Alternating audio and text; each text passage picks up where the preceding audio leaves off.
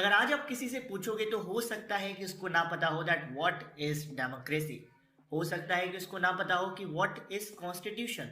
But उसको ये जरूर पता होगा कि what is a political party.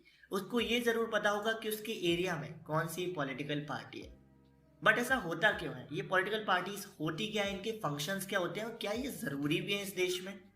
अगर आपके मन में भी यही सब सवाल हैं तो देरी किस बात की। शुरू करते हैं हमारा चैप्टर पॉलिटिकल पार्टीज।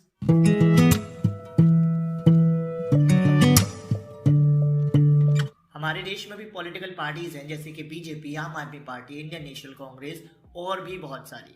बट ये पॉलिटिकल पार्टीज होती क्या है, मेन क्वेश्चन तो ये है। तो बीजेपी या आम आदमी पार्टी क्या करती है? इन पार्टी में कुछ लोग होते हैं जो मिलकर इलेक्शंस लड़ते हैं। और इलेक्शन क्यों लड़ते हैं? क्योंकि वो अपनी सरकार बनाना चाहते हैं, क्योंकि वो इलेक्शंस जीतकर अपनी सरकार बनाना चाहते हैं, सत्ता में आना चाहते हैं, अपने हाथों में पावर चाहते हैं, सरकार चलाना चाहते हैं, है ना? तो what is a political party in a simple way? It is a group of people who come together to contest elections and tries to hold power by winning the elections.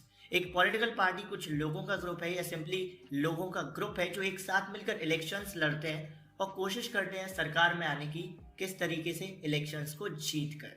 Examples तो बहुत सारे हैं political parties के लिए। आम आदमी party, BJP, Indian National Congress, Samajwadi party, Trinamool Congress and many more. बहुत सारी पॉलिटिकल पार्टीज हैं। अब देखो, अगर कोई भी एक पॉलिटिकल पार्टी सक्सेसफुल होना चाहती है, पॉपुलर होना चाहती है, जनता का सपोर्ट गेन करना चाहती है, जनता का ट्रस्ट जीतना चाहती है, तो उसके अंदर ये तीन कंपोनेंट्स होना बहुत जरूरी है। अगर ये तीन कंपोनेंट्स नहीं हुए ना बॉस, तो वो पॉलिटिकल पार्टी सक्सेसफुल नहीं हो सकती। तो जो सबसे पहला कंपोनेंट आता है for a political party is leader. एक लीडर जो है वो बहुत जरूरी है। एक पॉलिटिकल पार्टी को जब भी आप वोट करते हो और जब इलेक्शंस होते हैं और आप वोट करने जाते हो, तो आप किसी पॉलिटिकल पार्टी को इसलिए वोट नहीं करते हो क्योंकि आपको उस पार्टी का नाम अच्छा लगता है। आप उस पार्टी को इसलिए वोट करते हो क्योंकि आपको उस पार्टी का लीडर अच्छा लगता है। तो एक पार्टी में एक अच्छा, रिस्पॉन्सिबल और आंसरेबल लीडर होना बहुत जरूरी है। क्योंकि एक लीडर ना तो सिर्फ जनता का विश्वास जीतता है, जनता के लिए रिस्पॉन्सिबल होता है, बल्कि एक पार्टी का लीडर अपनी पॉलिटिकल पार्टी को भी एक ऑर्गेनाइज तरीके से चलाता है, अपनी पॉलिटिकल पार्टी को भी एक अच्छे तरीके से चलाता है। तो एक पॉलिटिकल पार्टी का सबसे पहला कंपोनेंट, जो सबसे जरूरी कंपोनेंट भी कह सकते हो, it is to have a leader. क्योंकि लीडर क्या करता है? लीडर आपको जनता का विश्वास जीतने में, अगर एक अच्छा लीडर होगा तो बहुत इजीली वो जनता का विश्वास जीत लेगा। जनता को लगेगा यार ये लीडर रिस्पॉन्सिबल भी है और हमारी डिमांड्स को सुन भी रहा है। तो एक leader is the first component for a political party. जो सेकेंड कंपोनेंट आता है किसी भी पॉलिटिकल पार्टी के लिए, जो अगेन बहुत जरूरी है, ये तीनों ही कंपोनेंट बहुत जरूरी है। तो सेकंड कंपोनेंट है to have active members. Simply कहें तो ये वो लोग होते हैं जिनको हम पार्टी कार्यकर्ता भी बोलते हैं। ये वो लोग होते हैं जो पार्टी के हर एक छोटी बड़ी इवेंट्स में, हर एक प्रोग्राम्स में बहुत बढ़ चढ़कर हिस्सा लेते हैं और पार्टी की मीटिंग्स में, हर प्रोग्राम में हमेशा शामिल होते हैं। और आज के टाइम पे अगर एक सिंपल डेफिनेशन बोलूँ तो पार्टी का हर वो मेंबर जो पार्टी में रजिस्टर्ड है, चाहे वो छोटी से छोटी पोजीशन पे हो या बड़ी से बड़ी पोजीशन लाइक एमएलए की पोजीशन पे हो, वो उस पार्टी का एक्टिव मेंबर कहलाता है। क्यों? क्योंकि वो उस पार्टी को एक्टिवली सपोर्ट करता है। वो उस पार्टी के हर एक स्टेप को, हर एक पॉलिसी को डिफेंड करने के लिए तैयार होता है, एक्टिवली सपोर्ट करने के लिए तैयार होता है। जो नंबर थर्ड कंपोनेंट है वो भी बहुत इंपॉर्टेंट है। जो नंबर थ्री कंपोनेंट है दैट इज फॉलोअर्स। एक पॉलिटिकल पार्टी के कितने फॉलोअर्स हैं, ये डिसाइड करती है उस पॉलिटिकल पार्टी की पॉपुलैरिटी को। ये डिसाइड करती है उनके नंबर ऑफ चांसेस कि वो इलेक्शंस जीत सकते हैं। जिस पॉलिटिकल पार्टी के जितने ज़्यादा अच्छे फॉलोअर्स होंगे, जितने ज़्यादा फॉलोअर्स होंगे, वो उतनी ही ज़्यादा पॉपुलर होगी, वो उतनी ज़्यादा हाईलाइटेड रहेगी पॉपुलेशन के बीच में। और सिंपली कहूँ तो उसके उतने ही ज़्यादा चांसेस होंगे इलेक्शंस को जीतने के। आज हमारे देश में मोर देन 800 पार्टीज हैं, बट हम सिर्फ 5 या 6 पार्टीज के बारे में ही जानते हैं। ऐसा क्यों है? क्योंकि इन 5 और 6 पार्टीज के बहुत ज्यादा फॉलोअर्स हैं, like BJP, Indian National Congress, आम आदमी पार्टी, समाजवादी पार्टी। तो इनके इतने ज्यादा फॉलोअर्स हैं कि ये हमेशा न्यूज में हाईलाइटेड बनी रहती है, चाहे गलत करें सही करें, लेकिन हाईलाइटेड बनी रहती है, जिसकी वजह से ये बहुत पॉपुलर है और हमेशा ये लोग एक टफ कंपटीशन देते हैं एक दूसरे को जब भी इलेक्शंस होते हैं। तो थर्ड कंपोनेंट क्या है? To have follower. अभी तक तो हमने जाना कि ये पॉलिटिकल पार्टीज होती क्या है। अब बात करते हैं इन पॉलिटिकल पार्टीज के फंक्शंस के बारे में कि आखिर ये करती क्या है, ये भी तो पता होना चाहिए ना हमें। तो एक पॉलिटिकल पार्टी का सबसे पहला फंक्शन क्या होगा? सिंपली जिस तरीके से क्रिकेटर का काम है क्रिकेट खेलना, फुटबॉलर का काम है फुटबॉल खेलना, एक्टर का काम है एक्टिंग करना, उसी तरीके से एक पॉलिटिकल पार्टी का सबसे पहला काम क्या होता है? इलेक्शंस लड़ना। यानी कि पॉलिटिकल पार्टीज या सिंपली पार्टीज कॉन्टेस्ट इलेक्शंस में लड़ती हैं। अब कभी आपने सोचा है हर पार्टी से ये जो कैंडिडेट्स खड़े होते हैं सीएम पोजीशन के लिए या पीएम पोजीशन के लिए या एमएलए पोजीशन के लिए, इन कैंडिडेट का सिलेक्शन कौन करता है? तो हमारे इंडिया में ये जो कैंडिडेट्स खड़े होते हैं हर पॉलिटिकल पार्टी से, इनको चुना जाता है उस पार्टी के टॉप लीडर्स के द्वारा।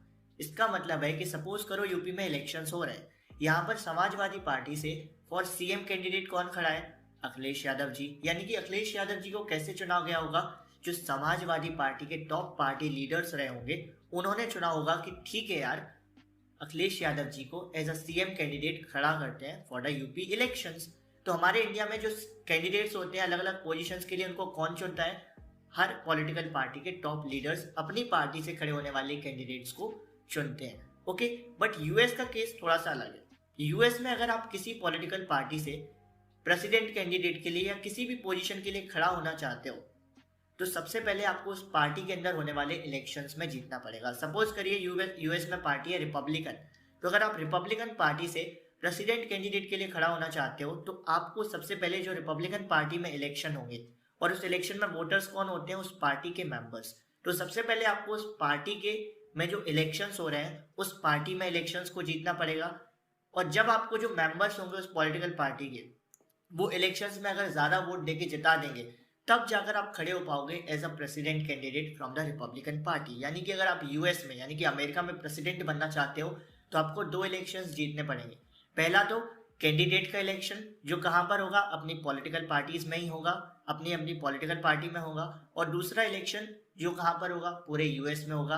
किस पोजीशन के लिए? आपका प्रेसिडेंट के लिए। तो यानी कि यूएस में जो कैंडिडेट सिलेक्शन होता है वो भी बहुत डेमोक्रेटिक वे में किया जाता है। तो आप सिंपली समझ गए सिंपल फंक्शन क्या था पहला पॉलिटिकल पार्टी का, दैट दे कॉन्टेस्ट इलेक्शंस या parties contest elections.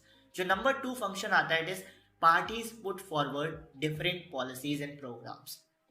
Simply parties क्या करती है? नई नई पॉलिसीज बनाती है, नए नए प्रोग्राम्स बनाते हैं। और ये वो क्यों करते हैं? एक पार्टी के 2 पर्पज होते हैं पॉलिसीज और प्रोग्राम्स बनाने के। पहला तो वो डेवलपमेंट करना चाहते हैं देश का, और दूसरा पर्पज होता है कि वो ज्यादा से ज्यादा वोटर्स को अट्रैक्ट करना चाहते हैं। एक पॉलिटिकल पार्टी क्या करती है? वो एनालाइज करती है पूरी पॉपुलेशन को, उनके ओपिनियंस को, और फिर देखती है कि उन सभी के ओपिनियंस में क्या सिमिलैरिटी है, और उन सिमिलैरिटी के बेसिस पर फिर वो क्या करती है? डिफरेंट डिफरेंट पॉलिसीज बनाती है, डिफरेंट डिफरेंट प्रोग्राम्स बनाती है। इससे क्या होता है? कंट्री के डेवलपमेंट में भी मदद मिलती है और उस पार्टी को या जो पार्टी होती है वो ज्यादा से ज्यादा वोटर्स को अट्रैक्ट कर पाती है। Very simple. तो पार्टी क्या करती है? A party put forward different policies and programme. अब चलते हैं नंबर 3 फंक्शन पे। तो जो थर्ड फंक्शन है that parties plays a decisive role in making laws for a country. इसका मतलब क्या होता है?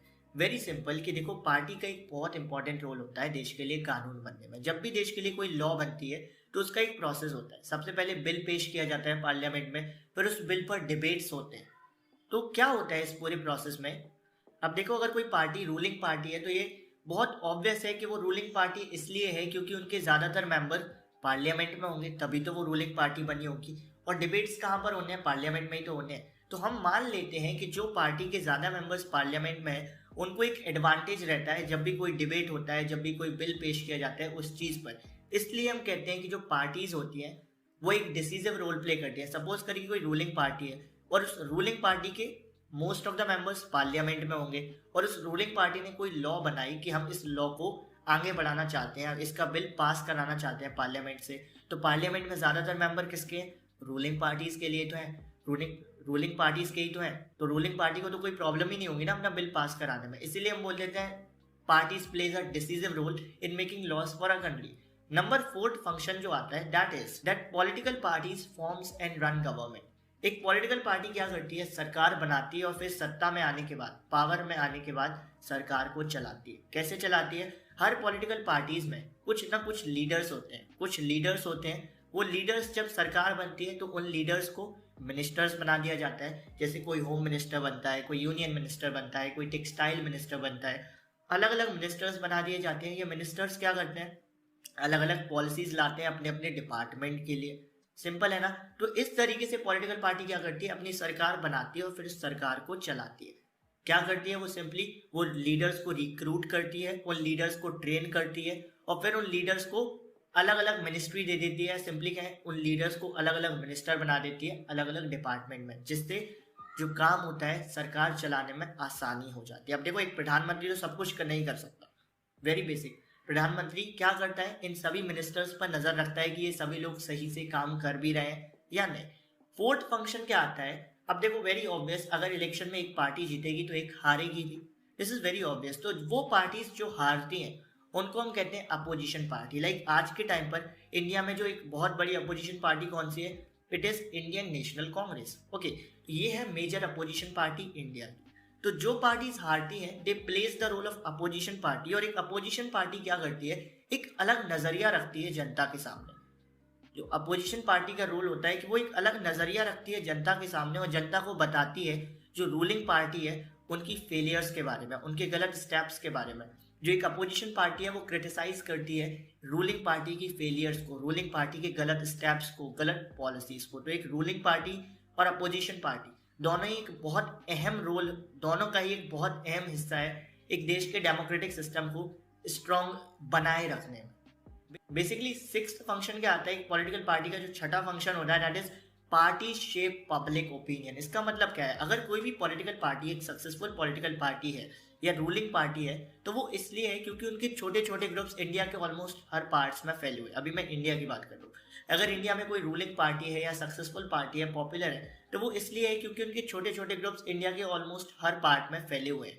और ये छोटे छोटे ग्रुप्स क्या करते हैं, छोटे छोटे एरियाज या फिर कहीं हर एरियाज के ओपिनियंस को एनालाइज करते हैं और अपनी सरकार तक पहुंचाते हैं, और फिर सरकार उन ओपिनियंस में जो सिमिलैरिटीज होती है उनके बेसिस पर क्या करती है, पॉलिसीज बनाती है, प्रोग्राम्स बनाती है। इसलिए हम बोल देते हैं कि ये जो पॉलिटिकल पार्टीज हैं दे शेप्स पब्लिक ओपिनियन। सिंपली इसका थोड़ा सा एक कॉन्सेप्ट समझाऊं, अगर मान लो एक सरकार है वो देखती है कि पूरे इंडिया में अभी ज़्यादातर लोगों की क्या ओपिनियंस है, कि ज़्यादातर लोगों की क्या डिमांड्स है, तो वो देखेगी कि ज़्यादा लोग क्या चाहते हैं, पैसा चाहते हैं एक अच्छी लाइफ जीने के लिए। तो अब वो सरकार पैसा तो देगी नहीं, वेरी सिंपल है ना।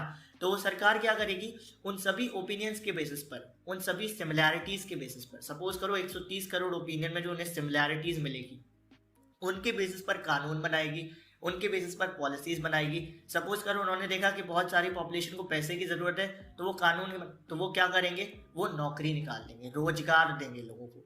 दिस इज हाउ जो सरकार है, जो पॉलिटिकल पार्टीज हैं, दिस शेप्स पब्लिक ओपिनियन, कि वो पब्लिक ओपिनियन को एनालाइज करती है, उनमें सिमिलैरिटीज ढूंढती हैं और उसके बाद उन पर एक्ट करती है उस तरीके से जिस तरीके से उनको जरूरत होती है। नंबर 7 फंक्शन क्या होता है, जो नंबर 7 फंक्शन होता है, parties provide people access to government machinery and welfare schemes. अब एक पॉलिटिकल पार्टी का काम सिर्फ इतना नहीं है कि अगर वो सरकार में है या वो रूलिंग पार्टी है तो उसका काम सिर्फ इतना नहीं है कि लॉ बना के उसको इम्प्लीमेंट कर दिया या लॉ बनाकर उसको पास कर दिया। एक पॉलिटिकल पार्टी का ये भी रोल होता है कि जो उन्होंने योजना बनाई है, जो भी उन्होंने कानून बनाया है, उसका लाभ देश के हर हिस्से तक पहुंचे, हर छोटे छोटे हिस्से तक पहुंचे। अभी जैसा कि मैंने बोला, अगर एक रूलिंग पार्टी है, एक सक्सेसफुल पार्टी है, तो उस पार्टी के छोटे छोटे पार्ट्स, छोटे छोटे ग्रुप्स इंडिया के ऑलमोस्ट हर एरिया में फैले होंगे। ये छोटे छोटे ग्रुप्स हेल्प करते हैं, जो पॉलिटिकल पार्टीज लॉज बनाती हैं, योजनाएं बनाते हैं, इनका लाभ उन लोगों तक पहुंचाने में जिन तक वो लाभ नहीं पहुंच पा रहे।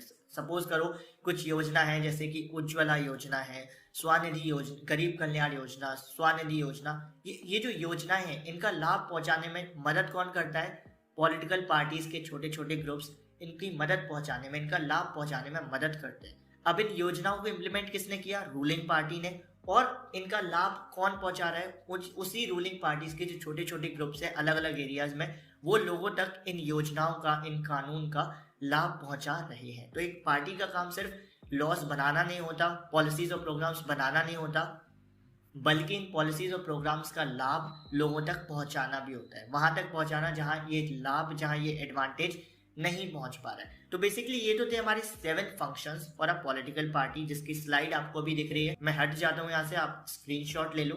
अब स्टार्ट करते हैं एक और नया टॉपिक जो है नेसेसिटी फॉर पॉलिटिकल पार्टी। या सिंपली यहाँ पर एक क्वेश्चन पूछा गया है हमसे कि हमको पॉलिटिकल पार्टी की जरूरत क्यों पड़ रही है।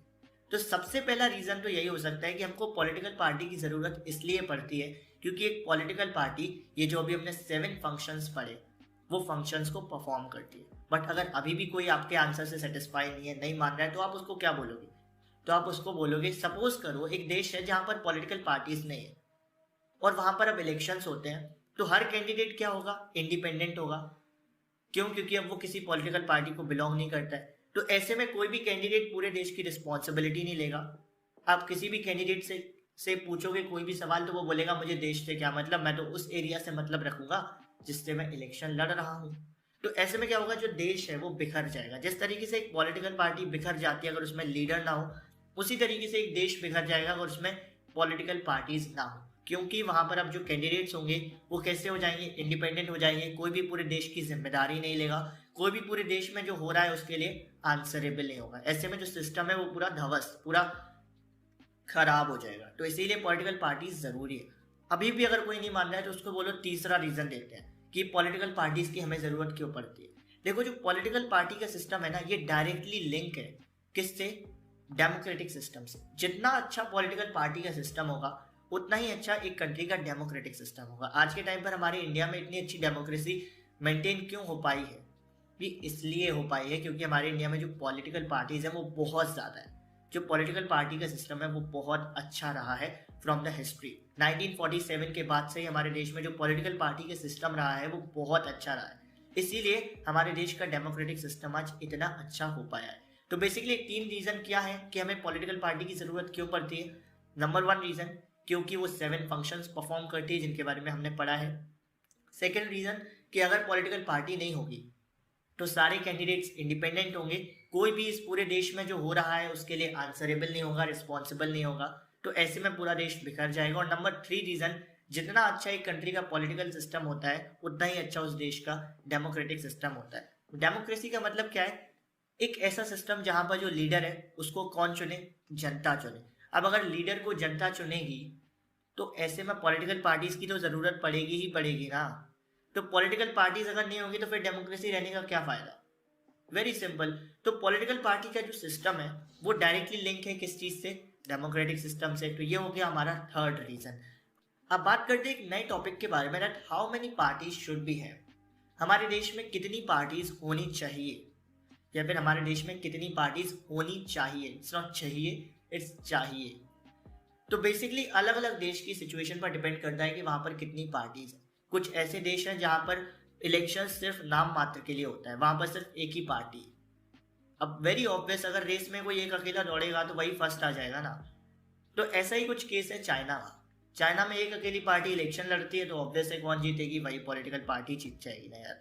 तो ऐसे देश जहां पर सिर्फ एक ही पॉलिटिकल पार्टी है और जो इलेक्शन है वो सिर्फ नाम मात्र के लिए होता है, क्योंकि एक पॉलिटिकल पार्टी है तो जीतेगी भी वही एक पॉलिटिकल पार्टी। तो ऐसे देश जहां पर सिर्फ एक ही पॉलिटिकल पार्टी है उस देश के पॉलिटिकल सिस्टम को हम कहते हैं वन पार्टी सिस्टम।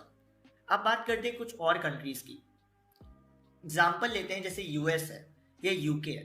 तो यूएस का केस क्या है, यूएस में पार्टीज तो बहुत ज्यादा है। जो अमेरिका है वहां पर पार्टीज तो बहुत है, लेकिन जब भी वहां पर इलेक्शंस होते हैं तो या तो डेमोक्रेटिक पार्टी जीत जाती है या रिपब्लिक पार्टी जीत जाती है। सपोज करो अभी डेमोक्रेटिक जीत गई, अगली बार इलेक्शन में रिपब्लिक जीत गई, फिर रिपब्लिक हार गई, फिर डेमोक्रेटिक जीत गई। वहां पर ऐसा ही चलता रहता है। तो ऐसी सिचुएशन या ऐसे देश जहां पर पॉलिटिकल पार्टीज तो बहुत ज्यादा है लेकिन जो टॉप कॉम्पिटिटर्स हैं वो सिर्फ 2 ही हैं, जो टॉप कंटेंडर्स हैं वो सिर्फ 2 ही हैं, उन्हीं के बीच में हमेशा स्विच होता रहता है इलेक्शन का रिजल्ट, उन्हीं के बीच में से हमेशा कोई एक विनर लूजर रहता है। तो ऐसे देश जहां पर सिर्फ पॉलिटिकल पार्टीज तो 2 से ज्यादा हैं लेकिन जो मेन कॉम्पिटिटर्स सिर्फ 2 ही हैं, ऐसे देश के सिस्टम को हम कहते हैं 2 पार्टी सिस्टम। एग्जाम्पल यूके और यूएस। अब तीसरा एग्जाम्पल समझो, कुछ ऐसे देश भी होते हैं जहां पर पॉलिटिकल पार्टीज 2 से ज्यादा है और जो मेन कॉम्पिटिटर्स हैं वो भी 2 से ज्यादा है। बेसिकली यूपी के इलेक्शंस की बात करें तो व्हेन आई वाज बोर्न उस टाइम पर I think so Bahujan Samajwadi party थी। उसके बाद इलेक्शन हुए, समाजवादी पार्टी जीती। उसके बाद इलेक्शन हुए, भारतीय जनता पार्टी जीती। तो आप देख रहे हो ना, 3 इलेक्शन से 3 अलग अलग पार्टीज विनर बनी।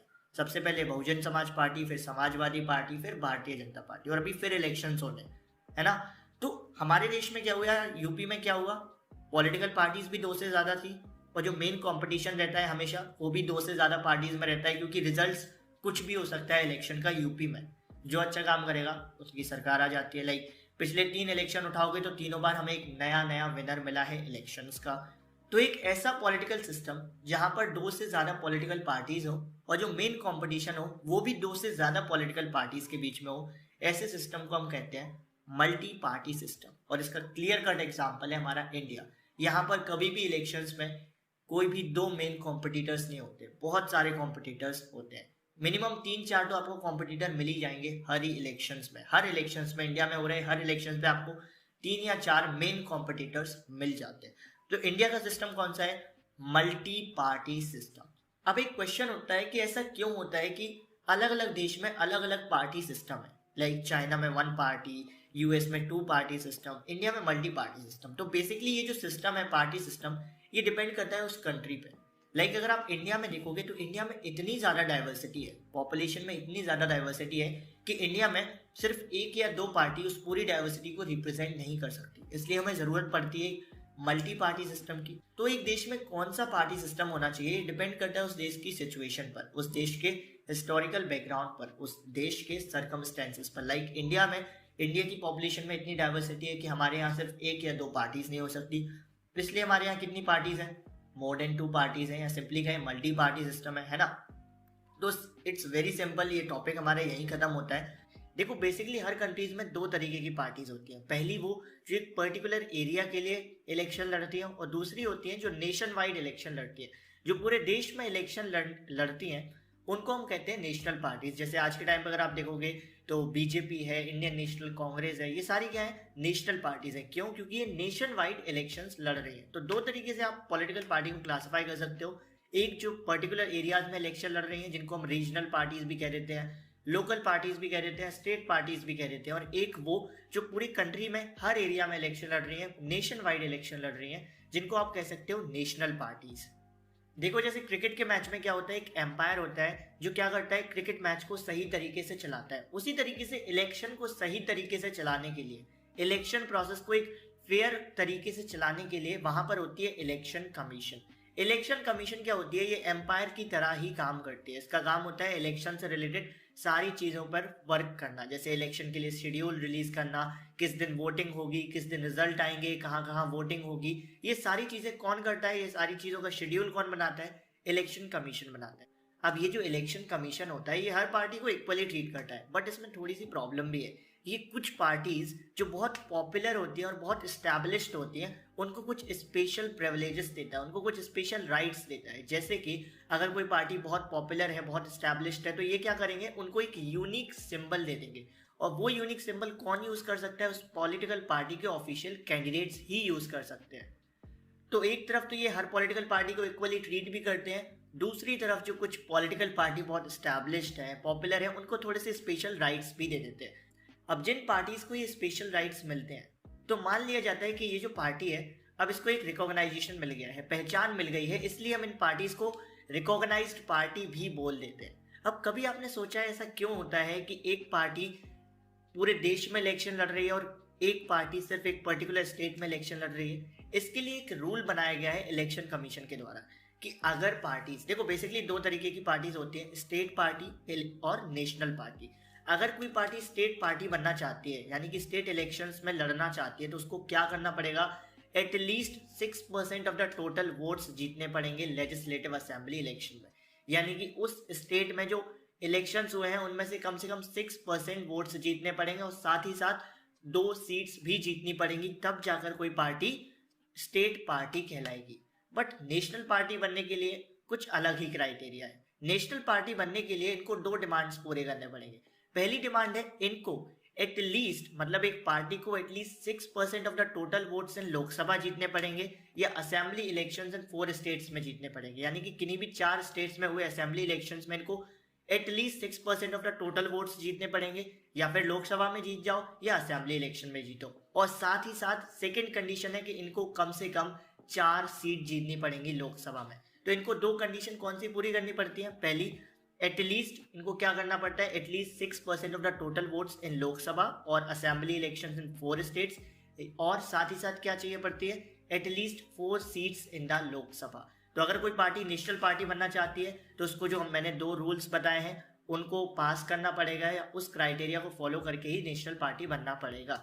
अगर कोई पार्टी इससे कम स्कोर करती है, अगर किसी पार्टी के 5% वोट आते हैं, तो उसको हम नेशनल पार्टी नहीं कहेंगे, क्योंकि ये जो रूल्स है ये कौन बनाता है? ये इलेक्शन कमीशन बनाता है। ये सारे रूल्स की कौन पार्टी स्टेट पार्टी कहलाएगी, कौन पार्टी नेशनल पार्टी कहलाएगी, क्या क्राइटेरिया होगा, ये सब इलेक्शन कमीशन बनाता है। तो बेसिकली अब हम ये भी समझ गए कि स्टेट पार्टीज क्या होती है, नेशनल पार्टीज क्या होती हैं, इनको सिलेक्ट करने का क्राइटेरिया क्या होता है, इनके लिए क्या रूल्स होते हैं। अब बात करते हैं इंडिया की कुछ पॉलिटिकल पार्टीज के बारे में। तो इंडिया में अगर करेंटली देखा जाए तो 7 पॉलिटिकल पार्टीज है, 7 नेशनल पॉलिटिकल पार्टीज है। कौन कौन सी हैं उनके बारे में हम जानेंगे थोड़ा सा और डिटेल में और उनके हिस्टोरिकल बैकग्राउंड के साथ।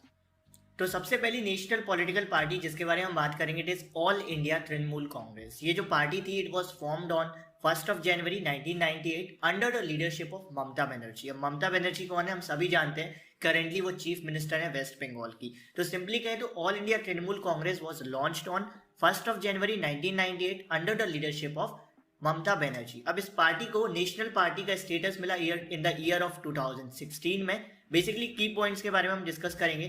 तो इस पार्टी को नेशनल पार्टी के रूप में स्टेटस कब मिला? इन द ईयर ऑफ 2016।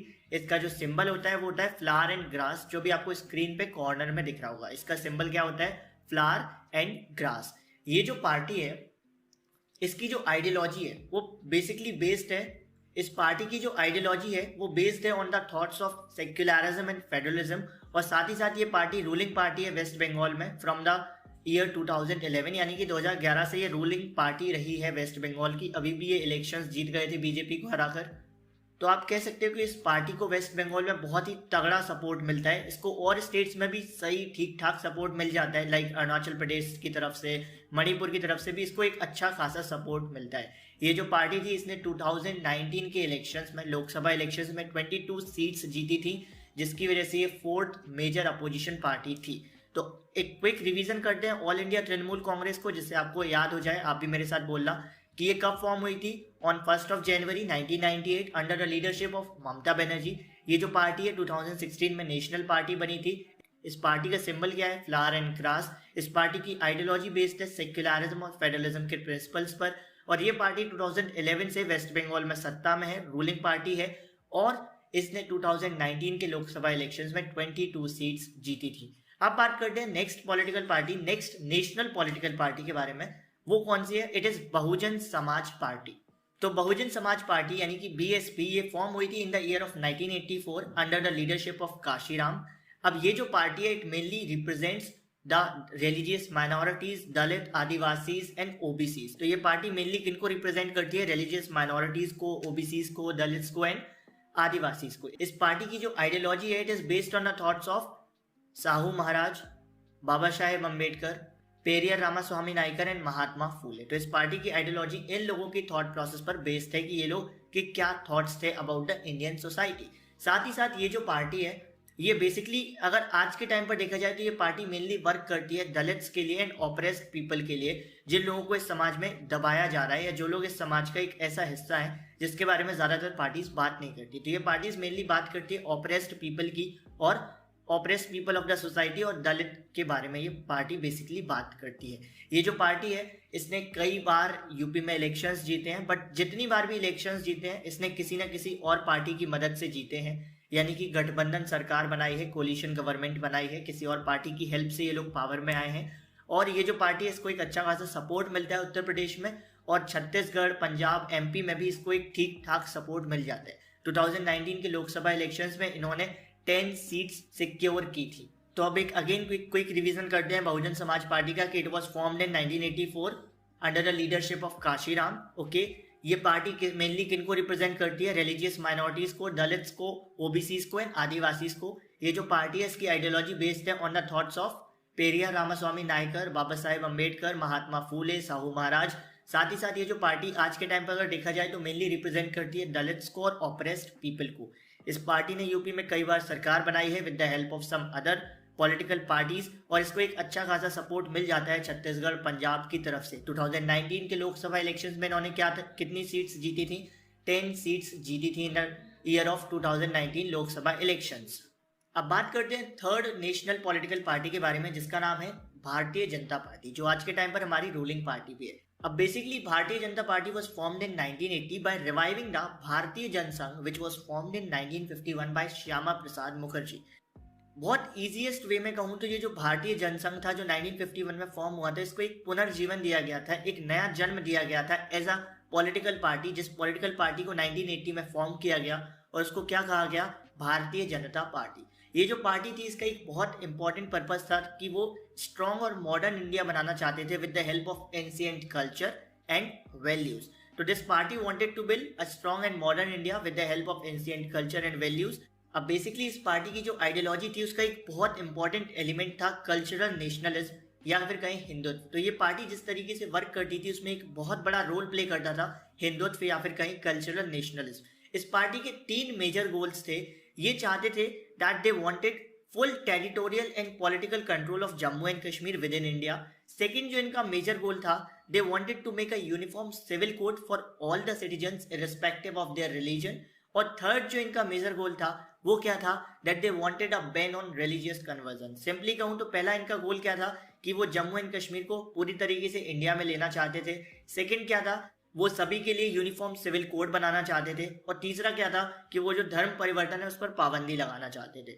और ये जो पार्टी थी जब ये फॉर्म हुई थी तब इसको इतना अच्छा सपोर्ट नहीं था, क्योंकि तब ये नई नई पार्टी थी तो इसको नॉर्थ और वेस्ट में थोड़ा थोड़ा सपोर्ट तो मिलता रहा। बट 1998 में पहली बार ये इन्होंने सरकार बनाई थी, लेकिन 2019 के लोकसभा इलेक्शंस में इन्होंने एक बहुत बड़ी अचीवमेंट हासिल की थी, दैट इन्होंने 303 सीट्स जीती थी in the Lok Sabha elections of 2019, which is a huge achievement. तो सिंपली क्विक रिवीजन करते हैं भारतीय जनता पार्टी का, that it was formed in 1980 by reviving the भारतीय Jansangh which was formed in 1951।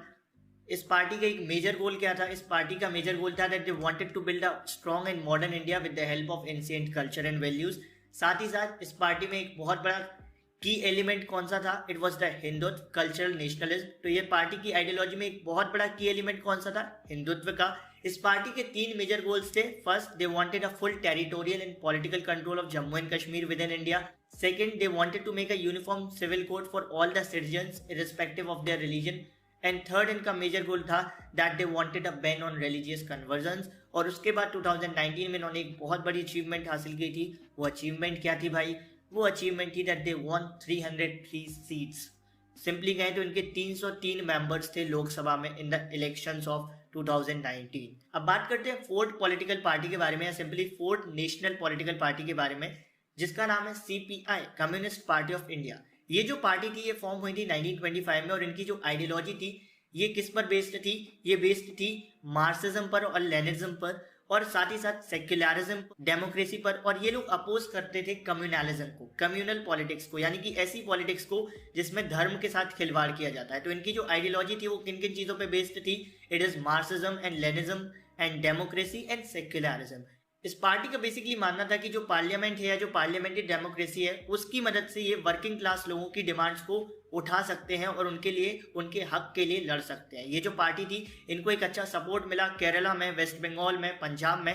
But gradually जब 1964 में इस पार्टी में तकरार आई, बेसिकली जिसके बारे में हम बात करेंगे, इस पार्टी में 1964 में एक तकरार आई थी जहां से सीपीआई से एक और पार्टी बन गई थी सीपीआईएम, जो अगली नेशनल पार्टी है। तो बेसिकली जैसे इसमें 1964 में एक तकरार आई, इसका सपोर्ट धीरे धीरे गिरने लगा, और जिसकी वजह से इन्होंने 2019 के लोकसभा इलेक्शंस में सिर्फ 2 सीट्स जीती थी। तो जो 1964 में इनके बीच में तकरार आई थी उससे हमारी फॉर्म होती है फिफ्थ नेशनल पॉलिटिकल पार्टी, जिसका नाम है communist party of India, Marxist. तो ये जो पार्टी थी ये 1964 में फॉर्म हुई थी। इसका सिंबल आपको कॉर्नर में दिख रहा होगा। इस पार्टी को हम सिंपली सीपीआईएम भी कहते हैं। तो ये पार्टी 1964 में फॉर्म हुई थी due to the split in CPI, Communist Party in India. और इस पार्टी की भी आइडियोलॉजी सेम थी जैसी कम्युनिस्ट पार्टी ऑफ इंडिया की थी, यानी कि सीपीआईएम और सीपीआई की आइडियोलॉजी, दोनों की आइडियोलॉजी तो सेम थी, बट मुझे समझ नहीं आता तकरार क्यों हुई थी। जब इनकी हिस्ट्री पढ़ेंगे तब पता चलेगा। तो सीपीआईएम यानी कि communist party of India, Marxist, इनकी भी आइडियोलॉजी मार्क्सिज्म एंड लेनिज्म पर थी, सेक्युलरिज्म पर थी, डेमोक्रेसी पर थी, और ये भी अपोज करते थे कम्युनलिज्म को, इंपीरियलिज्म को। और इस पार्टी को एक बहुत स्ट्रॉन्ग सपोर्ट मिलता था वेस्ट बंगाल में, केरला में। उसके बाद तो मैं आपको एक ऐसी बात बताऊंगा जिसको सुनकर आप चौकन्ने रह जाओगे। ये पार्टी लगातार 34 साल तक, 34 ईयर्स तक वेस्ट बंगाल की रूलिंग पार्टी रही विदाउट अ ब्रेक। किसी भी पार्टी में हिम्मत नहीं थी कि इस पार्टी को सत्ता से हटा सके। लगातार 34 ईयर्स तक ये पार्टी वेस्ट बंगाल की सत्ता में रही है, रूलिंग पार्टी रही है। सोच लो सीपीआईएम कितनी स्ट्रॉन्ग पार्टी रही होगी। तो simply communist party of India जो 1925 में फॉर्म हुई थी, उसमें स्प्लिट आया, उसमें दरार आई, सिंपली कहें तो तकरार हुई होगी कुछ, जिसके बाद सीपीआईएम यानी कि communist party of India Marxist form हुई 1964 में। और ये जो सीपीआईएम थी ये इतनी स्ट्रॉन्ग पार्टी बन गई दैट इन्होंने वेस्ट बंगाल पे राज किया for consecutively 34 years without a break. लगातार 34 साल तक ये रूलिंग पार्टी बने रहे वेस्ट बंगाल की। और अभी 2019 के लोकसभा इलेक्शंस में इन्होंने 3 सीट्स जीती थी। तो बेसिकली एक क्विक रिवीजन करते हैं। सबसे पहले कम्युनिस्ट पार्टी ऑफ इंडिया का देखते हैं कि ये फॉर्म कब हुई थी। 1925 में फॉर्म हुई थी। इसकी आइडियोलॉजी किस पर बेस्ड है? मार्क्सिज्म पर, लेनिज्म पर, सेक्युलरिज्म पर और डेमोक्रेसी पर। ये जो पार्टी थी ये पार्लियामेंट को एक्सेप्ट करती थी या पार्लियामेंट्री डेमोक्रेसी को एक्सेप्ट करती थी as a means of raising the interest of working class. ये जो पार्टी थी इसका सपोर्ट धीरे धीरे घटता चला गया, जिसकी वजह से इन्होंने 2019 लोकसभा इलेक्शंस में सिर्फ 2 सीट्स ही जीती थी। अब कम्युनिस्ट पार्टी ऑफ इंडिया जो थी उसमें 1964 में दरार आई थी, तकरार हो गई थी उन पार्टीज के बीच में। तो एक नई पार्टी फॉर्म हुई जिसका नाम था communist party of India Marxist. ये जो पार्टी थी ये फॉर्म हुई थी 1964 में due to split in communist party of India. और इस पार्टी की भी आइडियोलॉजी सेम ही थी। It is based on Marxism, Leninism and democracy and secularism. और ये पार्टी भी अपोज करती थी कम्युनलिज्म को, इंपीरियलिज्म को। और ये जो पार्टी थी ये बड़ी स्ट्रॉन्ग पार्टी बनी, इनको एक अच्छा सपोर्ट मिला वेस्ट बंगाल और केरला तरफ से। और इस पार्टी ने लगातार 34 ईयर्स तक रूल किया वेस्ट बंगाल में। और 2019 के लोकसभा इलेक्शंस में इन्होंने 3 सीट्स जीती थी। तो ये तो क्विक रिवीजन हमारा हो गया। देखो क्विक रिवीजन करते जाएंगे तो आई होप आपको थोड़ा थोड़ा याद भी होता जाएगा। इस लेक्चर के बाद बस एक बार रीडिंग कर लेना, सब क्लियर हो जाएगा, सब याद भी हो जाएगा आपको एक बार में ना। अब बात करते हैं 6th नेशनल पॉलिटिकल पार्टी के बारे में।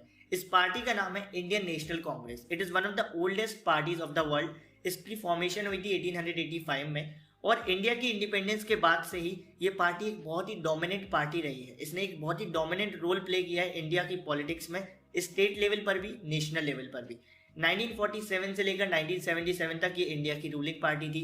1980 से 1989 तक भी ये रूलिंग पार्टी थी। 2009 से 2014 तक भी ये रूलिंग पार्टी थी। और भी कुछ डेट्स हैं जो एग्जैक्टली मुझे याद नहीं आ रही, एक बार आप गूगल कर लेना। तो इस पार्टी ने बहुत ज़्यादा टाइम तक इंडिया पर राज किया है।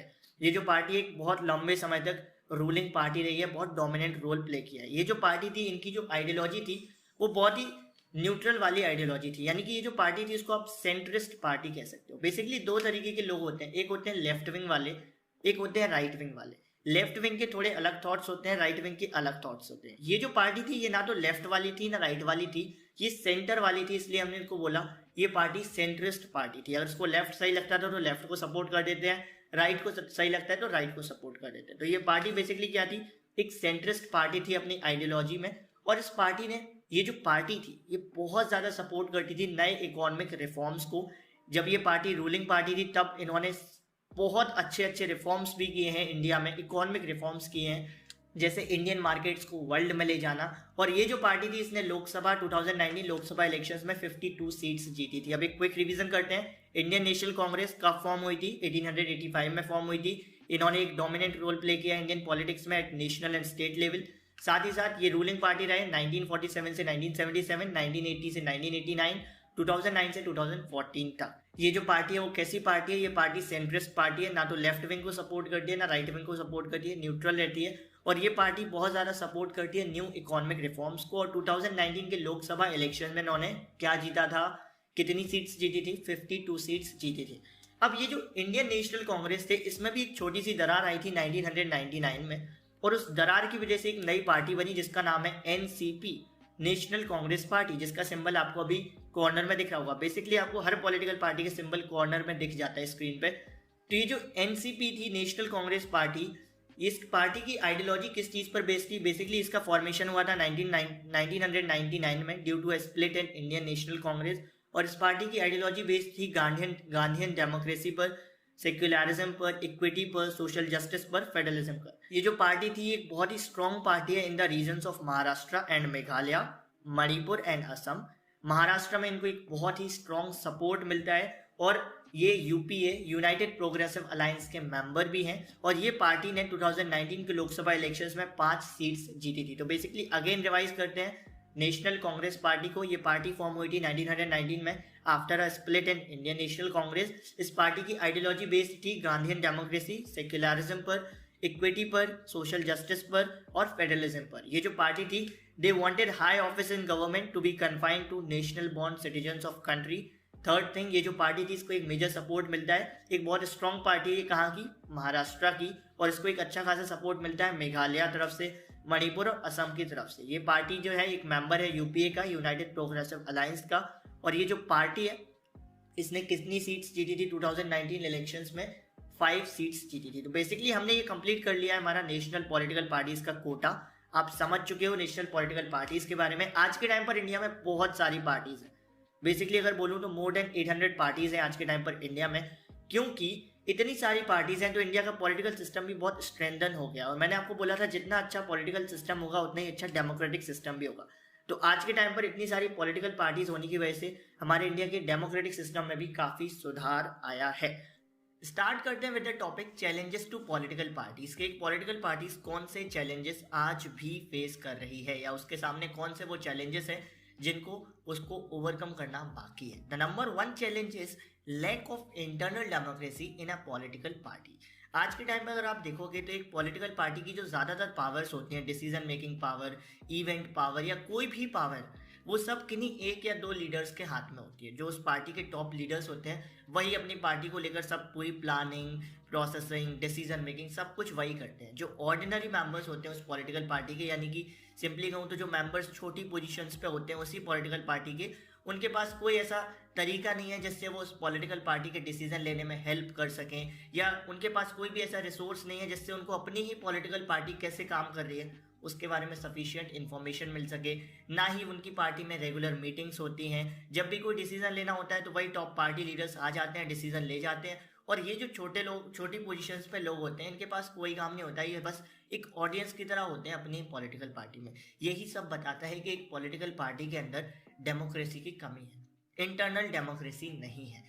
एक पॉलिटिकल पार्टी के अंदर लैक ऑफ इंटरनल डेमोक्रेसी एक बहुत बड़ा चैलेंज है पॉलिटिकल पार्टीज के लिए। एक पॉलिटिकल पार्टी में डेमोक्रेसी होना बहुत जरूरी है। जैसा हमने यूएसए में पढ़ा था कि वहां पर कैंडिडेट कैसे सिलेक्ट होते हैं, इन अ डेमोक्रेटिक वे, वहां पर इलेक्शन कराए जाते हैं। बट इंडिया में अगर आप देखोगे तो इंडिया में इन लीडर्स को कौन सिलेक्ट करता है? जो टॉप पार्टी लीडर्स होते हैं वही सिलेक्ट कर लेते हैं कि कौन सीएम के लिए खड़ा होगा तो कौन पीएम के लिए। तो यहाँ पर जो छोटे छोटे मेंबर्स थे उनको कोई हक ही नहीं मिला, उनके पास कोई राइट ही नहीं है कि वो पार्टी के डिसीजन मेकिंग या पॉलिसी मेकिंग इन सबको इन्फ्लुएंस कर सकें या अपनी पार्टी में बहुत एक्टिवली भाग ले सकें उनकी पॉलिसीज बनने में, उनके डिसीजंस लेने में। यही सब बताता है कि एक पार्टी के अंदर डेमोक्रेसी की कमी है, इंटरनल डेमोक्रेसी की बहुत ज़्यादा कमी है। नंबर 2 चैलेंज जो है वो फर्स्ट चैलेंज से रिलेटेड है। आपने देखा होगा आज से पहले टाइम पर जब राजा शासन होता था तो राजा का बेटा राजा, फिर उस बेटा का बेटा राजा, फिर राजा का बेटा राजा, ऐसे चलता जाता था, है ना। इसको कहते हैं वंशवाद, डायनेस्टिक सक्सेशन। आज के टाइम पर अगर आप कई पॉलिटिकल पार्टीज में देखोगे जो टॉप पोजीशंस है वो किसी एक फैमिली ने ही ऑक्यूपाई कर रखी है। और ये सिर्फ एक पॉलिटिकल पार्टी नहीं, हर पॉलिटिकल पार्टी में आपको देखने को मिलेगा कि जितनी भी जो टॉप पोजीशन है एक पॉलिटिकल पार्टी में वो किसी एक फैमिली ने ही ऑक्यूपाई कर रखी है। वही फैमिली क्या करती है, या तो अपने बेटे या बेटी को दे देती है, अपने किसी रिश्तेदार को दे देती है, अपने रिलेटिव को दे देती है, और ऐसे ऐसे वो पोजीशंस आगे बढ़ती जाती है। इससे क्या होता है, जो उस पार्टी में जो डिजर्विंग लोग होते हैं वो आगे नहीं बढ़ पाते, चाहे उनमें काबिलियत हो भी तब भी वो आगे नहीं बढ़ पाते। तो ये जो सेकंड चैलेंज है, it is of dynastic succession with in political parties की राजा का बेटा राजा। उसी तरीके से आप देखोगे ज्यादातर पॉलिटिकल पार्टीज में यही होता है कि एमएलए का बेटा ही एमएलए का टिकट पा लेता है। ये एक बहुत बड़ा चैलेंज है एक पॉलिटिकल पार्टी में, क्योंकि इसकी वजह से जो डिजर्विंग लोग होते हैं उनको मौका नहीं मिल पाता है। साथ ही साथ this is also a very bad thing for democracy. तो इस चीज पर भी रोक लगना बहुत जरूरी है, क्योंकि अगर ऐसा होता रहेगा तो जो डिजर्विंग लोग हैं वो पॉलिटिक्स में आना छोड़ देंगे, क्योंकि फिर उनकी उम्मीद टूट जाएगी एक पॉलिटिकल पार्टीज में ऊंचा उठने के लिए। तो इस चीज का खत्म होना बहुत इंपॉर्टेंट है। जो नंबर 3 चैलेंज है ये आज के टाइम पर आप बहुत इजीली समझ लोगे। जो थर्ड चैलेंज है वो क्या है? Third challenge is very important, growing role of money and muscle power in politics और इन पॉलिटिकल पार्टीज। अब एक पॉलिटिकल पार्टीज में जो पैसा है, सिंपल भाषा में कहूँ तो जो पैसा है और गुंडागर्दी है उसका रोल बहुत ज़्यादा बढ़ गया है। बेसिकली एक पॉलिटिकल पार्टीज का सिंपल मोटिव होता है कि उनको इलेक्शन जीतना है, कैसे भी करके उनको बस इलेक्शन जीतना है, साम दाम दंड भेद उनको बस इलेक्शंस जीतने होते हैं, उसके लिए वो कुछ भी करती हैं। तो कई बार पॉलिटिकल पार्टीज क्या करती हैं, इलेक्शन जीतने के लिए कुछ ऐसे लोगों को टिकट दे देती हैं, एमएलए या एमपी का, जिनके पास बहुत ज़्यादा पैसा होता है या जो बहुत सारा पैसा पार्टी में ला सकते हैं। अब उनको बहुत ज़्यादा पैसे की ज़रूरत तो पड़ती है एक पॉलिटिकल पार्टी को, उनको इलेक्शन कैंपेन करना है, मीडिया को देना है, एडवर्टीजमेंट करना है। तो इसके लिए वो क्या करते हैं, कुछ ऐसे लोगों को टिकट दे देती हैं, एमएलए एमपी, जो भले ही डिजर्विंग ना हो बट उनके पास बहुत ज़्यादा पैसा होगा या वो बहुत सारा पैसा पार्टी के अंदर ला सकते होंगे। लेकिन इसका एक बहुत बड़ा नुकसान है।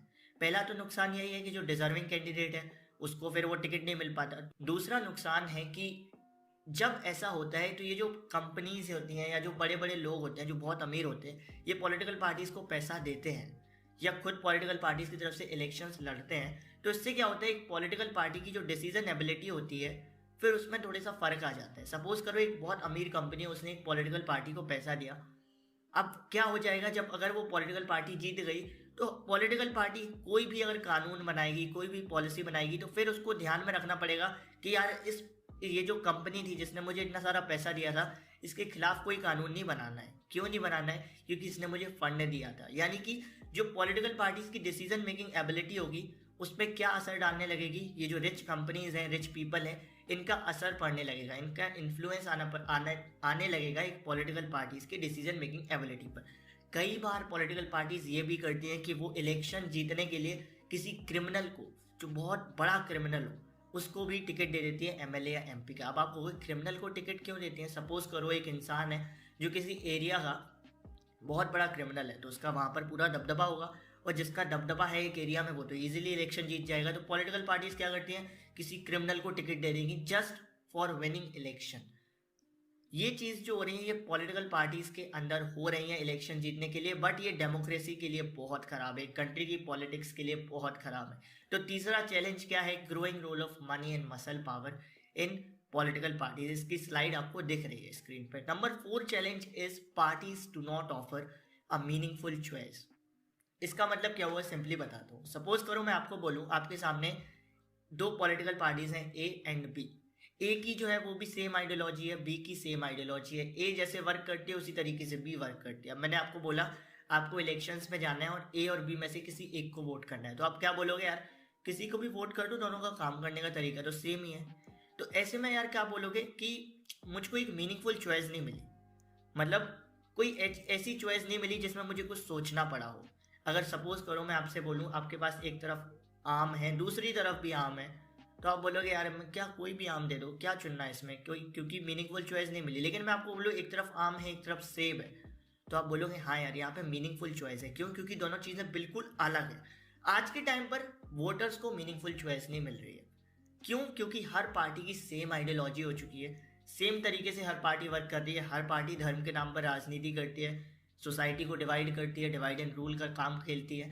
तो हर पॉलिटिकल पार्टी सेम तरीके से ही वर्क कर रही है, उनकी आइडियोलॉजी ऑलमोस्ट सिमिलर हो चुकी है। जैसे ब्रिटेन के केस में आप देखोगे तो ब्रिटेन में दो पार्टी हैं, लेबर पार्टी, कंजर्वेटिव पार्टी, जो बिल्कुल सिमिलर है। उनमें डिफरेंस बिल्कुल छोटा सा कोई डिफरेंस होगा, पर सिमिलैरिटीज हजारों मिल जाएंगी आपको। तो ऐसे में आप क्या कहोगे, यार ब्रिटेन में जाके कि चाहे मैं लेबर पार्टी को वोट करूं, कंजर्वेटिव पार्टी को वोट करूं, दोनों सेम ही तो है यार।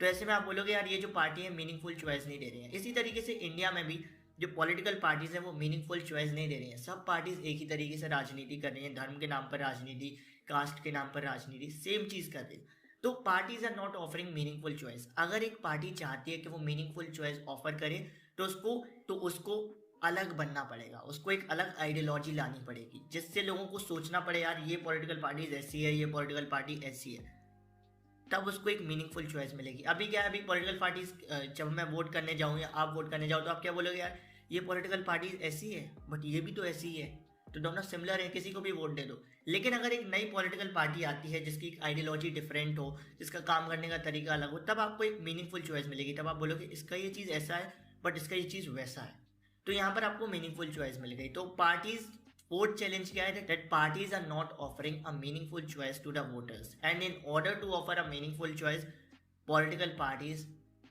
Must become significantly different. उनको अलग बनना होगा अगर वो मीनिंगफुल चॉइस देना चाहती हैं।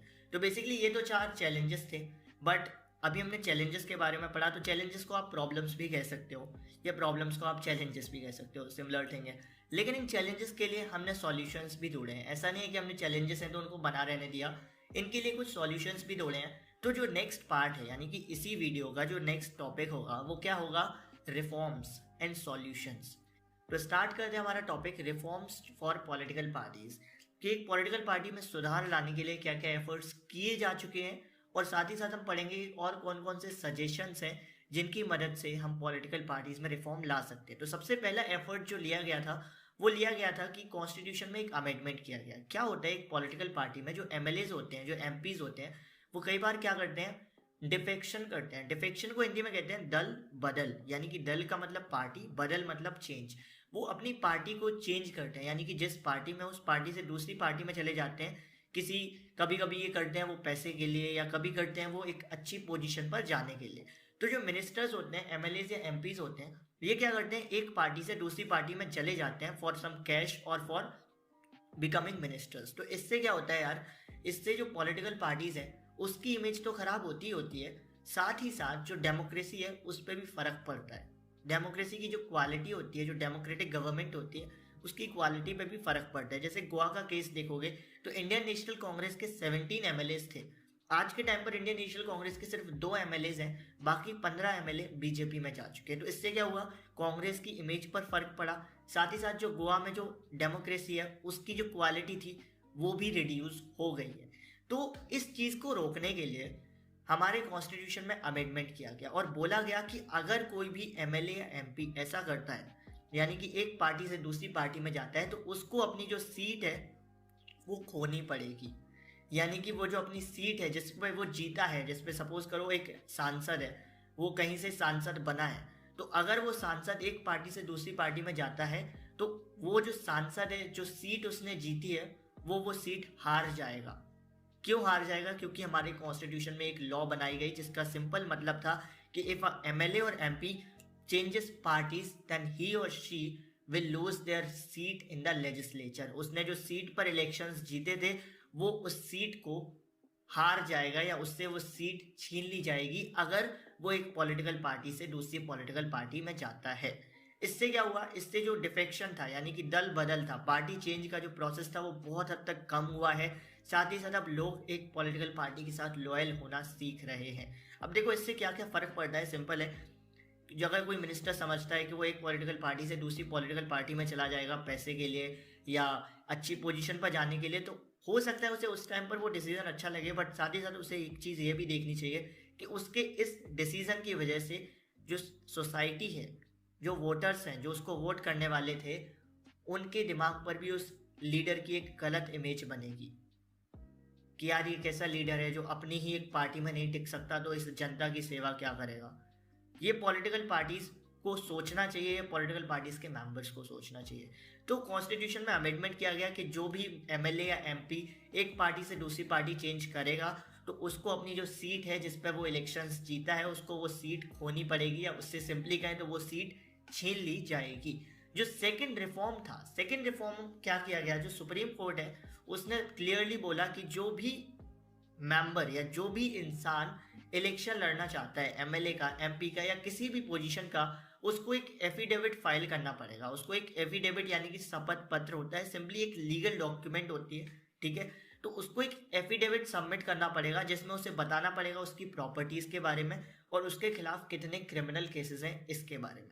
तो बेसिकली सिंपल वे में कहूँ तो सुप्रीम कोर्ट ने क्या बोला कि ये कंपलसरी है हर एक मेंबर के लिए जो भी इलेक्शन लड़ रहा है कि वो एक एफिडेविट फाइल करे और उस एफिडेविट में बताए कि उसकी कितनी क्या प्रॉपर्टी है और उसके खिलाफ कितने क्या क्रिमिनल केसेस है। बट ये जो लॉ थी या ये जो सुप्रीम कोर्ट ने कहा उसमें एक छोटा सा लूप होल था, उसका एक छोटा सा ड्रॉबैक था। वो ड्रॉबैक ये था कि अगर कोई मिनिस्टर एफिडेविट में गलत इंफॉर्मेशन दे देता है तो उस इंफॉर्मेशन को क्रॉस चेक करने के लिए कोई भी नहीं है।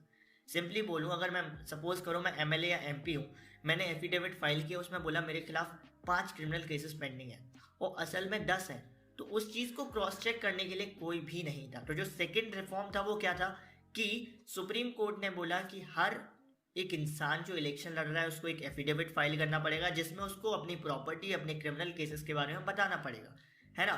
लेकिन इसका एक लूप होल क्या था, ड्रॉबैक क्या था कि ये जो इन्फॉर्मेशन मिनिस्टर या एमएलए या एमपी के द्वारा दी जाएंगी उसको क्रॉस चेक करने के लिए कोई भी नहीं था कि वो इन्फॉर्मेशन सही दे रहा है या गलत। तीसरा जो रिफॉर्म किया गया वो इतना ज़्यादा इफेक्टिव नहीं था, लेकिन इलेक्शन कमीशन ने बोला, एक ऑर्डर दिया हर पॉलिटिकल पार्टी को कि ऑर्गेनाइजेशनल इलेक्शंस होने चाहिए, यानी कि आपकी पॉलिटिकल पार्टी में रेगुलर इलेक्शंस होने चाहिए, खुद की पॉलिटिकल पार्टी में हर कैंडिडेट के लिए इलेक्शंस होने चाहिए, साथ ही साथ हर एक पॉलिटिकल पार्टी को अब इनकम टैक्स रिटर्न फाइल करना पड़ेगा। आईटीआर, जो जितने भी सर्विसमैन होते हैं आपने देखा होगा, जो लोग नौकरी करते हैं वो सब साल के एंड में आईटीआर फाइल करते हैं। तो पॉलिटिकल पार्टीज को भी बोला गया कि आपको भी अब आईटीआर फाइल करना पड़ेगा, बट ये जो स्टेप था ये एक फॉर्मेलिटी की तरह था। पॉलिटिकल पार्टीज ऑर्गेनाइजेशनल इलेक्शंस तो करने लगी, बट सिंपली वो एक फॉर्मेलिटी की तरह करने लगी, क्योंकि उसमें पहले से फिक्स होता था यार किसे जीतना है किसे हारना है। वो आईटीआर फाइल भी करती थी, लेकिन आईटीआर फाइल का कोई ज़्यादा फायदा नहीं मिला, क्योंकि उससे आपको ये एग्जैक्ट पता नहीं चला कि पॉलिटिकल पार्टीज के पास इतना पैसा आ कहाँ से रहा है। तो ये जो स्टेप था, यानी कि जो थर्ड स्टेप था वो क्या था कि इलेक्शन कमीशन ने बोला कि आपको आईटीआर फाइल करना है, इनकम टैक्स रिटर्न फाइल करना है और ऑर्गेनाइजेशनल इलेक्शंस रखने हैं। वो इतना कुछ इफेक्टिव साबित नहीं हुआ। ये तो 3 एफर्ट्स थे जो हमारे इंडियन गवर्नमेंट के द्वारा लिए गए। अब कुछ और सजेशंस हैं जो मेरा मानना है बहुत हेल्पफुल हो सकते हैं अगर उन सजेशंस की मदद से रिफॉर्म्स लाए जाए, सुधार लाया जाए एक पॉलिटिकल पार्टी में। अब पहला सजेशन है कि एक लॉ बननी चाहिए to regulate the internal affairs of a political party, कि एक पॉलिटिकल पार्टी के अंदर क्या चल रहा है, क्या कामकाज चल रहा है, आंतरिक कामकाज, यानी कि जो अंदर की बात है वो कैसी चल रही है, अंदर का काम कैसा चल रहा है, इसको देखने के लिए, इसको पूरा जांच परख के लिए कानून बनना चाहिए। साथ ही साथ एक चीज़ को कंपलसरी कर देना चाहिए, कुछ चीज़ों को एक पॉलिटिकल पार्टीज के अंदर कंपलसरी कर देना चाहिए, जिसमें पहली चीज़ हर एक पॉलिटिकल पार्टी के पास एक लिस्ट होनी चाहिए कि कितने मेंबर्स उनके रजिस्टर्ड हैं। तो आपने देखा होगा कई बार दंगे होते हैं और लोग पकड़े जाते हैं तो हर पॉलिटिकल पार्टी कह देती है यार ये तो हमारा मेंबर नहीं है, ये हमारा बंदा नहीं है। तो ये कंपलसरी कर देना चाहिए कि हर पॉलिटिकल पार्टी को अपने हर एक मेंबर को रजिस्टर करना पड़ेगा कि ये हमारा मेंबर है या नहीं है। साथ ही साथ एक पॉलिटिकल पार्टी को रेगुलर मीटिंग्स करनी पड़ेंगी, रेगुलर इलेक्शंस करने पड़ेंगे हर एक पोजीशन के लिए, जैसा यूएस में होता है। साथ ही साथ ये भी कंपलसरी कर देना चाहिए कि एक पॉलिटिकल पार्टी के अंदर एक इंडिपेंडेंट अथॉरिटी बनाई जानी चाहिए, एक इंडिपेंडेंट संस्था बनाई जानी चाहिए जो क्या हेल्प करेगी, जो किस चीज़ में हेल्प करेगी, जो पार्टी के अंदर झगड़े होते हैं, जो पार्टी के अंदर डिस्प्यूट्स होते हैं, उनको सॉल्व करने में हेल्प करेगी। क्योंकि क्या होता है कई बार आप देखोगे कुछ अच्छी अच्छी पॉलिटिकल पार्टीज हैं वो भी खराब होती चली जाती है अगर उन पॉलिटिकल पार्टीज के बीच में कुछ चल रहा हो, यानी कि उस पॉलिटिकल पार्टी के अंदर ही तकरार चल रही हो। तो एक लॉ बननी चाहिए जिसमें ये सारी चीज़ें कंपलसरी कर देनी चाहिए कि यार एक इंडिपेंडेंट अथॉरिटी हो जो एक पॉलिटिकल पार्टी के अंदर हो रहे डिस्प्यूट्स को सॉल्व करे, रेगुलर मीटिंग्स हो एक पॉलिटिकल पार्टी में, जितने भी मेंबर्स हैं वो सारे रजिस्टर्ड हो, और लॉज बने to regulate the internal affairs of that political party. ठीक है। सेकेंड चीज़ क्या होनी चाहिए जिस पर बहुत डिमांड है, हम हमेशा कहते हैं कि पॉलिटिकल पार्टीज में वुमेन का रिप्रेजेंटेशन बहुत कम है, बट रिप्रेजेंटेशन बढ़ाने का एक सिंपल तरीका है, कंपलसरी कर दो ना यार, उसको कानून के रूप में बना दो। सिंपल, हर पॉलिटिकल पार्टी के लिए एक कानून बना दो, एक कंपलसरी कर दो कि हर पॉलिटिकल पार्टीज में एटलीस्ट 1/3 ऑफ द सीट्स, यानी कि 33% of the total seats women को देना जरूरी है। अपने आप तुम्हारा काम बन जाएगा। तो सेकंड रिफॉर्म क्या आ सकता है, सेकंड सजेशन क्या आ सकता है पॉलिटिकल पार्टीज को रिफॉर्म करने के लिए, कि हर पॉलिटिकल पार्टी में कंपलसरी कर देना चाहिए कि जो 33% यानी कि 1/3 ऑफ द टोटल सीट्स होंगी वो वुमेन्स के लिए रिजर्व्ड होंगी। अब जो तीसरा जो रिफॉर्म है वो भी बहुत इंपॉर्टेंट है अगर उसको अप्लाई किया जाए। बेसिकली उसको अप्लाई आज तक नहीं किया गया, एंड आई होप क्या मुझे पता है वो आज के बाद भी 10-15 साल तक उसको अप्लाई नहीं किया जाना, नहीं किया जाएगा। तो तीसरा जो रिफॉर्म है वो क्या है कि यहाँ पर स्टेट फंडिंग होनी चाहिए इलेक्शंस की, यानी कि इलेक्शंस की स्टेट फंडिंग का मतलब है कि हर एक पॉलिटिकल पार्टी कितना खर्च कर सकती है इलेक्शंस में, उसको लिमिट कर देना चाहिए। आज के टाइम पर आप देखोगे करोड़ों करोड़ों हजारों करोड़ों रुपए इलेक्शंस में खर्च हो जाते हैं इलेक्शन कैंपेन में, 16-16, 17-17 करोड़ रुपए की रैलीज होती हैं और बाद में सरकारें बोलती हैं हमारे पास पैसा नहीं है ना। तो इन सब चीज़ों को रोकने के लिए स्टेट फंडिंग होनी चाहिए इलेक्शंस की। जो सरकार है वो क्या करे, इन सभी पॉलिटिकल पार्टीज के खर्चे उठा ले इलेक्शंस के, सिर्फ लाइक पेट्रोल के खर्चे, उनके एडवर्टीजमेंट के खर्चे, या फिर वो ऐसा भी कर सकते हैं कि इन पॉलिटिकल पार्टीज को डायरेक्ट कैश दे दे, पैसे दे दे उनके इलेक्शंस लड़ने के लिए, और कितना कैश देना है कितना कैश नहीं देना है, यानी कि कितना सपोर्ट देना है कितने पैसे देना है, ये वो दे सकती है on the basis of the vote secured by them. Suppose करो अगर एक पॉलिटिकल पार्टी ने लास्ट इलेक्शन में 10 वोट सिक्योर किए थे तो उसको थोड़ा कम पैसा दिया जाए, उसको थोड़ा कम एक्सपेंसेस दिए जाए। और किसी ने पिछले इलेक्शन में 90 वोट्स जीते थे, 90 सीट्स जीती थी, तो उसको ज़्यादा पैसा दिया जाए। तो इलेक्शन में स्टेट फंडिंग होनी चाहिए पॉलिटिकल पार्टीज की। इससे क्या है, करप्शन भी बहुत हद तक रुक जाएगा। और किस हिसाब से आप स्टेट फंडिंग कर सकते हो, on the basis of vote secured by them in the previous election. ये तो बेसिकली 3 रिफॉर्म्स थे जो एक पॉलिटिकल पार्टी के अंदर किए जा सकते हैं। अब और क्या रिफॉर्म्स हैं? बेसिकली 2 और रिफॉर्म है जिनकी मदद से पॉलिटिकल पार्टीज में चेंजेस लाए जा सकते हैं। उनमें पहला रिफॉर्म क्या है? पहला जो रिफॉर्म है that people can put pressure on political parties. आज के टाइम पर आपने देखा होगा फार्म बिल अभी एक आया था, 1 साल तक किसानों ने उसको विरोध किया, है ना। क्यों विरोध किया? क्योंकि उनको लगा वो फार्म बिल उनके लिए बिल्कुल गलत होगा या उनके लिए फायदेमंद साबित नहीं होगा, जो बिल्कुल सही है। आपने अगर फार्मर्स के लिए बिल लाया है तो फार्मर्स से पूछ लेना चाहिए कि उनको क्या लग रहा है। तो फार्मर्स ने उसका प्रोटेस्ट किया, उन्होंने एक पॉलिटिकल पार्टीज पे प्रेशर डाला, सब कुछ हुआ। तो इससे क्या हुआ, पॉलिटिकल पार्टीज को मजबूरी में ही सही है कैसे भी करके उनको अपनी लॉज को वापस लेना पड़ा। तो इस केस में क्या हुआ कि लोगों ने पॉलिटिकल पार्टी पर प्रेशर डाला एक फार्म बिल को लेके, जिसकी वजह से पॉलिटिकल पार्टीज को उनकी बात सुननी पड़ी। वो प्रेशर इतना बढ़ गया कि पॉलिटिकल पार्टीज को उनकी बात सुननी पड़ी और जो पॉलिटिकल पार्टीज हैं उनको रिफॉर्म्स लाने पड़े। उसी तरीके से हम कर सकते हैं कि जो लोग हैं वो इन सब बातों को उठाएं, ये जो चैलेंजेस हैं, ये जो रिफॉर्म्स हैं, इन सब के बारे में पॉलिटिकल पार्टीज पर प्रेशर डालें कि एक पॉलिटिकल पार्टी में ऐसा होना चाहिए। इसको लेकर प्रेशर डालें पॉलिटिकल पार्टी के ऊपर। आज के टाइम पर तो हमारे पास बहुत सारे तरीके हैं प्रेशर डालने के किसी भी पॉलिटिकल पार्टीज के को लेकर। तो इन सब रिफॉर्म्स को लेकर, सजेशंस को लेकर पॉलिटिकल पार्टीज पर प्रेशर डाला जाए कि आप ये सब रिफॉर्म्स लाइए अपनी पार्टीज में। दूसरा जो तरीका है वो आप कह सकते हो बहुत ईजी भी है, बहुत डिफिकल्ट भी है। अब कैसे? दूसरा तरीका कहता है कि if you want to reform a political party then join politics. Simply अगर बोलूं, political parties can improve if those who want this join political parties.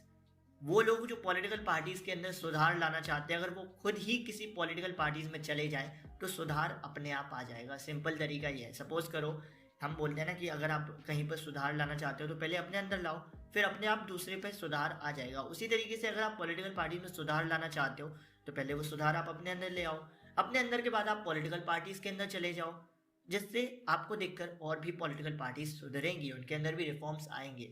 तो दूसरा क्या तरीका है पॉलिटिकल पार्टीज को रिफॉर्म करने का कि वो लोग जो चाहते हैं कि पॉलिटिकल पार्टीज सुधरें वो पॉलिटिक्स में हिस्सा लेना शुरू कर दें, वो पॉलिटिकल पार्टीज को ज्वाइन करें, वो पॉलिटिकल पार्टीज को एक्टिवली सपोर्ट करें, एक्टिवली हिस्सा लें, रिफॉर्म्स के लिए प्रेशर डालें पॉलिटिकल पार्टीज पर। तो बेसिकली 2 और तरीके कौन से हो सकते हैं पॉलिटिकल पार्टीज को रिफॉर्म करने के लिए? पहला, प्रेशर डालकर, किसी भी मुद्दे को लेकर आप पॉलिटिकल पार्टीज पर प्रेशर डाल सकते हो, बट हाँ वो मुद्दा सही होना चाहिए, ऐसा नहीं कुछ भी, किसी भी मुद्दे को लेकर आप पॉलिटिकल पार्टीज पर प्रेशर डाल सकते हो।